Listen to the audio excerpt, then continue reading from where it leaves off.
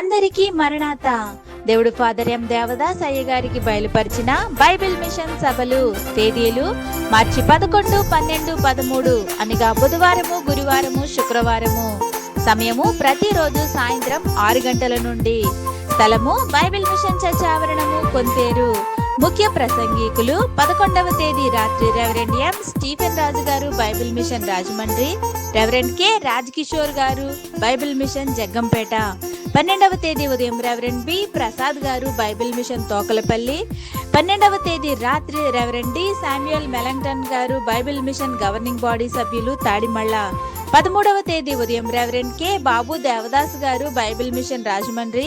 13వ తేదీ రాత్రి brother AR Paulson గారు, జంగారెడ్డిగూడెం.